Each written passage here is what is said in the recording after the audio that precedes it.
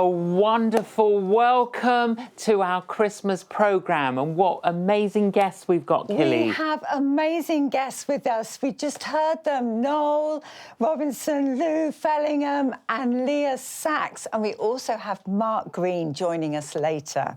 Thank you for being with us wherever you're watching from. We love Christmas and we hope that you're not going to be stressed at this time. The word stressed, when you spell it backwards, it's desserts. So don't be stressed, just have some desserts. This is a great season of expectation and anticipation.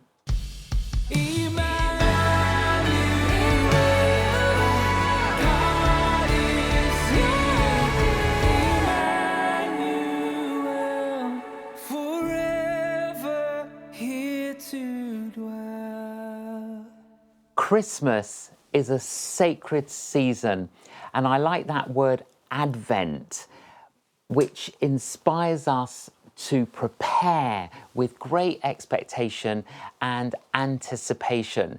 And throughout this Christmas season, there's lots of different traditions. What are some of those traditions, Killy? Well, some of those traditions can include things like Rudolph, the red-nosed reindeer. So what's the story behind that? I like this story because it's all about Rudolph. Rudolph had a wonderful shiny red nose, but all the other reindeers who had black noses teased him. And the story was written in 1939 by a chap called Robert May. And he wanted to write about a reindeer who overcome adversity. And so what I like about the story is that Rudolph had a shiny nose that was a disadvantage to him. But actually, he led Santa's sleigh on a foggy night. So that's the story behind Rudolph, the red-nosed reindeer. Well, how fascinating and interesting. And I think it's true to say there are so many traditions at Christmas and we don't really always know their origin. Killy, tell us about the Christmas card. Oh, Christmas cards. I mean, they are an amazing tradition. They go back to 1843 when Henry Cole first thought of them. Before that, they'd been sort of handmade and delivered. But do you know, across the world, there are going to be billions of cards sent this Christmas. I mean, that's pretty incredible, isn't it? Well, I don't know about you. I love receiving cards, not so good about sending them. But there was a really interesting quote in the Times newspaper in 1883, and it talked about Christmas card giving like this. It said, "It is the wholesome custom has been frequently the happy means of ending strifes, cementing broken friendships and strengthening family and neighbourhood ties in all conditions of life." And I think that's a wonderful reminder for us all when we get our Christmas cards this year. And it's wonderful to have with us Leah Sachs, and we just look forward to having a little chat with her now. Leah, great to have you on the programme. Thank you for having me back, and I now really want to send more Christmas cards. Oh, absolutely. But don't you find it funny? Some Christmases we think, oh, I'm not going to send that person a Christmas card, and then you get one from them, and then you've got to send them one. Like casually be like, oh yes, of course, this is my intended Christmas card schedule. Leah, tell us about your Christmas and memories of past Christmases. Oh, thanks for asking. So my mother is German, so I spent a lot of my childhood in the car and with my parents driving to Germany. And the Germans, I must say, do Christmas rather well. So seeing my Oma and Opa and my family, and there was always lots of Christmas biscuits. And we've kept that in our kind of London Christmas that we now do. So for us, it's a time of family. On Christmas Eve, there will always be biscuit baking because Christmas Eve is the big celebration in Germany, especially with my little now niece and nephew, and that's a special time. And on Christmas Day, or whenever presents were given, my Opa in Germany would always read Luke 2, and we were not allowed to open any Christmas presents until Luke 2 had been read. So we've now kept that as well. So on our Christmas Day now in London, that's what we enjoy doing. So it's lots of food and it's a lot of Bible as well, which is beautiful. beautiful traditions. That's lovely. And I actually love the sort of German, the sort of softer, ginger, The Lebkuchen, spicy. the Pfeffernüsse. Is that what it's called? Yeah, the Lebkuchen or the Pfeffernüsse, and then you've got the Spritzgebäck. I could go on. Don't get me on about biscuits. It is central to our family of just togetherness and baking. And very strong memories from me of my Oma, and now my mother, who is Oma to my niece and nephew. That's how it's very beautifully been passed on. Oh, beautiful. Leah, you're a musician. Yes, I am. So what do you actually do? So I play the saxophone and do all various bits of musicality wherever the Lord takes me. I work predominantly in the kind of the private entertainment, so if there are events, if there are parties, if there are venues, I'm there to ensure people have a good time through playing the saxophone. And I also have a podcast that I work on, Delight Podcast, which is just a nice way for me to focus on something a little bit different. Oh, wonderful. And what's your favourite Christmas carol or song? Oh, I have multiple. To the extent where I like to listen to them throughout the year. Oh, I know. lovely. But actually, I'm going to play for you in a minute, and I've chosen to play Silent Night. I like how it speaks of the holiness of what we're celebrating, and of course, Stille Nacht, that has that very strong German connection as well. So that's one I really enjoy. Thanks, Leah. Merry Christmas. Merry Christmas. Merry Christmas.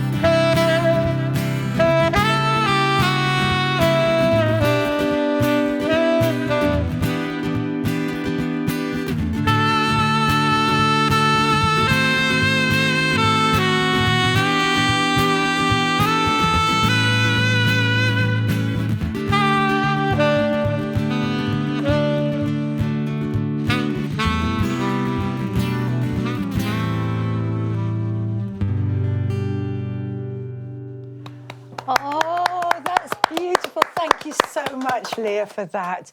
Little fun fact about that carol, though. Tell us, Killy. So, in 1818, a priest goes into his church and discovers that the organ is completely ruined.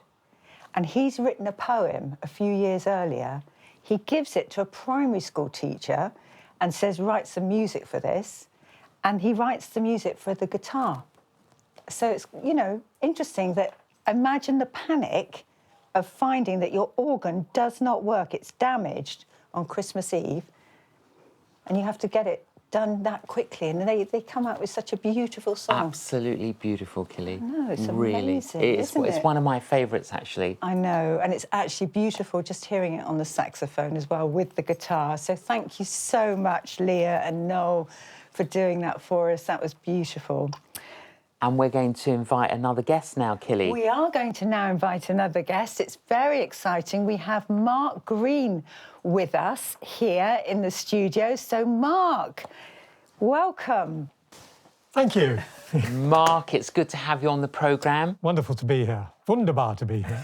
Yes. Now, what about you? A fond memory of Christmas? Oh, lots of fond memories of Christmas, yeah, growing up. And we also, coming from a Jewish background, we also had Hanukkah. So I got, double whammy. Oh. A little bit of presents early December, a few more 3 weeks later. So, yes. Well, tell us about Hanukkah. What is Hanukkah? Well, Hanukkah was, it means dedication, and it's a festival of lights. And what it was that the Jewish people had been conquered by the Greeks, and then the Greeks defiled the temple. So there was a rebellion, and then this was the dedication. Hanukkah means dedication. When they'd won the victory, they defeated the Greeks against tremendous odds. They were rededicating the temple, but they only had enough oil for one day. It was going to run out. But miraculously, before the new supplies came, the oil lasted 8 days. So Hanukkah is the celebration of that. That's why there are 8 candles that you light and so on and so forth to celebrate this miracle that the oil does not run out. Now, you, Mark, are a believer in Jesus, Yeshua. When did that happen for you? Happened my last 3 weeks, I think, at college. When I was in my sort of 23 years old, yeah. And you had an epiphany? I actually did have an epiphany, as in people had talked to me about Jesus an awful lot in the past. And, I thought about it a bit. But actually on that particular day when somebody was sitting in my room, 100 yards from the synagogue, and this guy called Steve Wexler came and talked to me, and he said, so, would you like to receive Jesus? And to be honest, I don't know that I really knew what he was asking me. I don't think at that time I thought, I am definitely a sinner, but there was a presence in the room. There was a presence in the room, and I kind of was held, if you like, held. It was like being received into an embrace by Jesus. I kind of surrendered to him. And it wasn't a difficult surrender at that point. Something happened in the room. I'd like to tell you that it was a really intellectual decision and I thought about all, but it wasn't like that. It was his grace. He just received me in, and something happened then that changed deeply in me on that day. So you encountered the presence of Jesus? Yes, I did. Although at that time I didn't know what that was. This is happening to me. He's the answer. What's the question?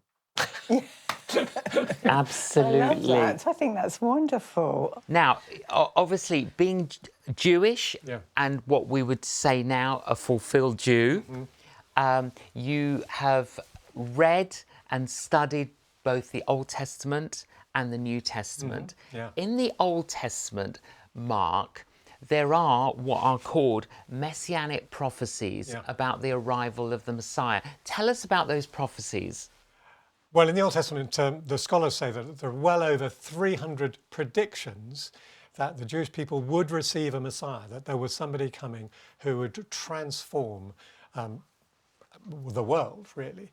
And a number of them relate to his actual life, some of them relate to his death, some of them relate to how he's going to teach, some of them relate to what he's going to do in the end, and some of them also point specifically to his birth. And I think the first thing about these predictions, it tells us that God had a plan.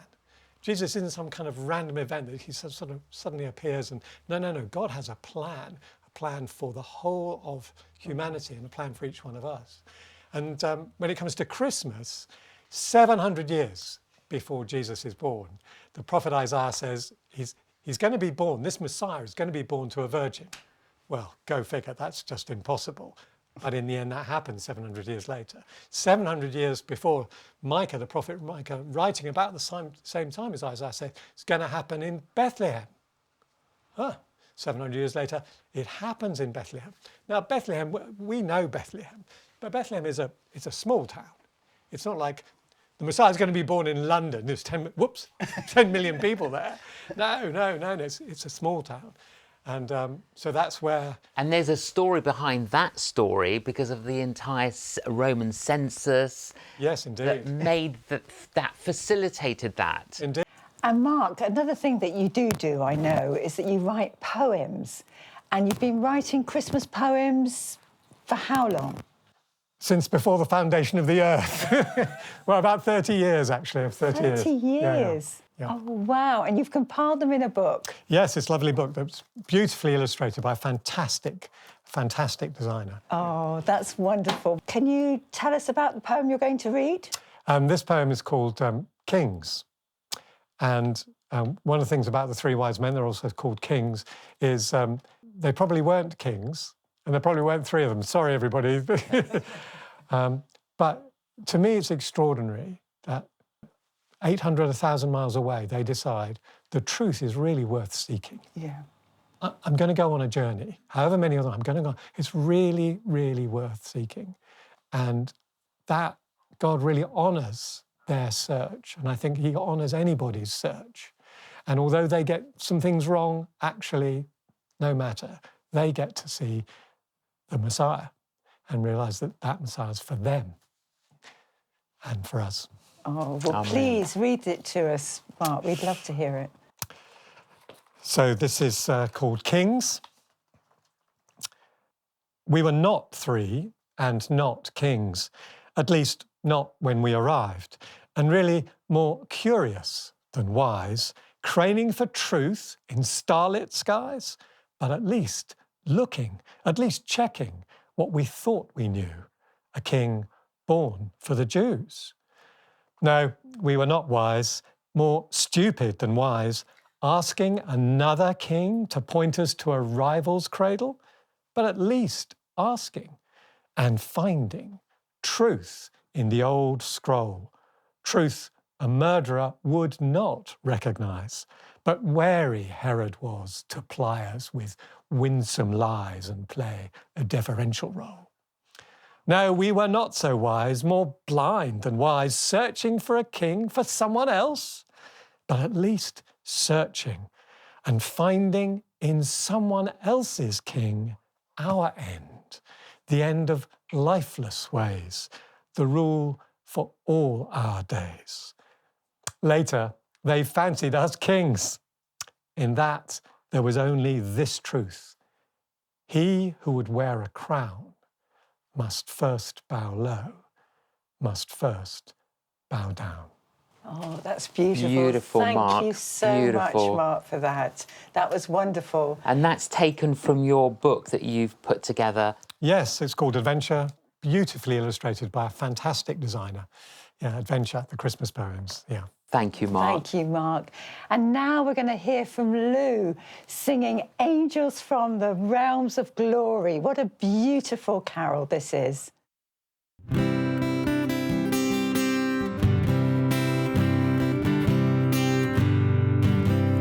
Angels from the realms of glory, wing your flight o'er all the earth.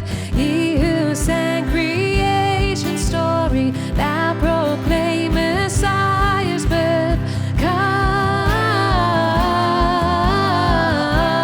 Come and worship Christ the newborn King. Shepherds in the field abiding, watching all your flocks by night. God with us is now residing, yonder shines the infant light. Come and worship Christ the newborn King. Sages, leave your contemplations, brighter visions beam afar. Seek the great desire of nations, ye have seen his natal star. Come and worship Christ the newborn King. Saints before the altar bending, watching long in hope and fear. Suddenly the Lord descending in his temple shall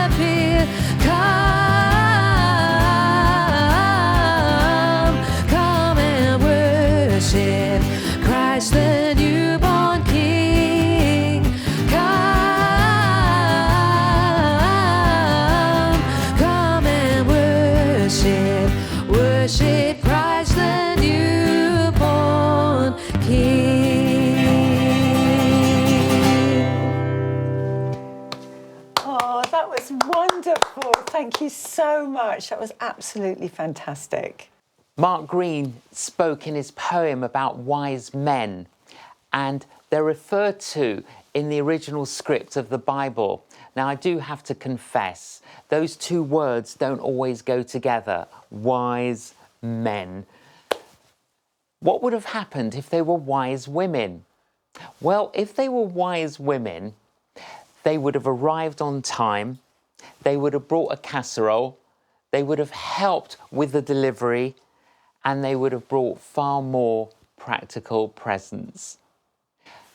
Actually, there were wise women. There were 3 wise women that are recorded in that Christmas story in the Bible: Mary, Elizabeth, and Anna. One was beginning her life, one was midlife, one was at the end of her life. One was dismayed, one was disheartened, one was discouraged. Mary was thinking about a wedding, not a baby. But she was totally surrendered to God. And there were some miraculous happenings with angels that revealed to her this incredible mystery of God becoming a baby and her willingness to receive Christ literally. Elizabeth was barren. And in that society at that time, this was a little bit disgraceful. But she didn't allow what she couldn't have prevent her from going deeper with God. And in the end, God included her in that Christmas story, and she did become pregnant, and she did have a son. And that son, John the Baptist, was the forerunner to Jesus. Anna was a widow. After only a few years, her husband died. But she then continued in her life in the temple, worshipping God. She didn't allow the past to hinder her future. You know, we can't alter the past, but we can bring the past to the altar of God. As I said, Mary literally received Christ. And you and I, we can receive Christ today. We can welcome Jesus into our lives, and we can know his presence and his peace and his grace and his strength. Can I encourage you to receive Christ? I love the words in that beautiful hymn, O Little Town of Bethlehem. And in the final verse, there's a prayer. Will you echo this prayer with me now? O Holy Child of Bethlehem, descend on me, I pray. Cast out my sin and enter in.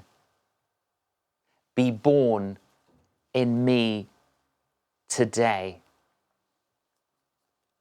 Oh, come to me, abide with me, my Lord, Emmanuel. Amen. If you prayed that prayer, Jesus has heard it, and the miracle of Jesus has begun in your life. Thank you so much for joining us this week. We will be back next week, so please join us then. And now I'm going to hand over to the wonderful Leah, Lou and Noel to take us out with that wonderful carol, Hark the Herald Angels Sing.